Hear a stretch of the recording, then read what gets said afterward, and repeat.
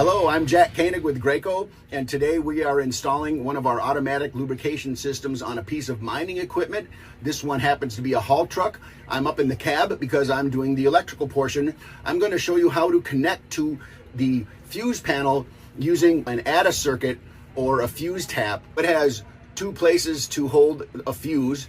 The position closer to the male terminals will hold the original fuse, and then your piggyback circuit, which is connected to this lead wire, comes off of these ones. And so the ones further away, which line up with the lead wire, that's where you put your new fuse for whatever you're wiring in. We're wiring in our lubrication controller and pump to this connection, which will have the second fuse.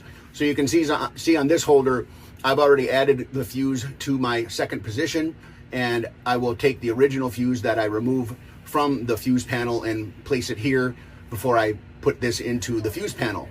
One thing I wanted to talk about is that there's two different sizes that we run into most often. The smaller is your ATM, and then the larger works with both ATO and ATC, which are two types of larger fuses. So these are the blade fuses that we run into most often, and you would see these in your car or truck as well. On the other end, I'm going to clip this off, this original connector, and then strip the insulation off of the lead wires, and then I'll show you what we're going to do after that.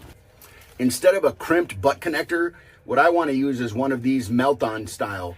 They have some metal inside that isn't actually solder, but it behaves kind of like a solder, sort of similar to like silver solder, that will melt onto the pieces of wire, the exposed metal, and then the plastic part will melt around it, and then this little colored part is the actual sealing material that will keep moisture out.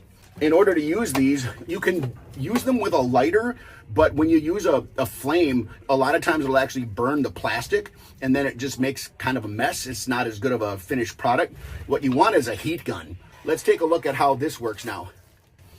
First, I'm going to slide my connector over one of the pieces of wire. In this case, I'm going to put it over the lead off of the ADA circuit, and after that, I want to make kind of a hook, or at least a 90-degree on that, and this is the wire I'm joining it to.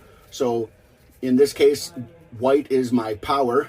So I'm going to do the same thing on the other one and make kind of a hook and get these kind of hooked together and pinch them down as tight as I can. So now let's turn on our heat gun.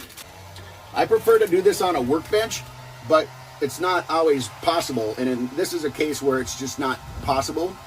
So let's get some heat on here, and I'm going to go ahead and speed up the recordings. So here we can see the plastic is melting. I want to go from one end to the other and make sure that melts down around it, and that the metal is melting and wicking into the strands of the conductors. Then I want to rotate it 180 degrees and get the other side.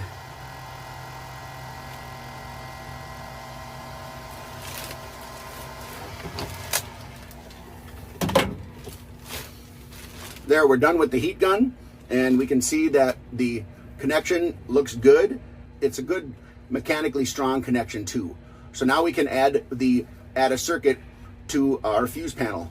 Now in this vehicle, I'm basically behind the passenger seat. The fuse table that comes on the cover, when you take the cover off, it's got the whole table here. It tells me that they actually have a dedicated circuit for automatic lubrication with a 15 amp fuse, which is good because you want to make sure that the original fuse is not lower than the fuse that you're going to use. The pump we're using today only requires a 10 amp fuse. So this is the fuse puller, conveniently located in the fuse panel. Not every vehicle has this, but this one does.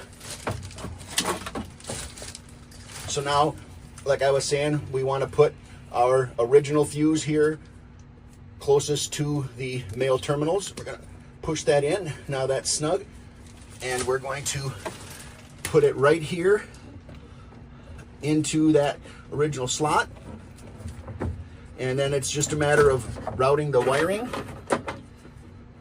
In this case, sometimes you can still get the cover back on to protect those fuses.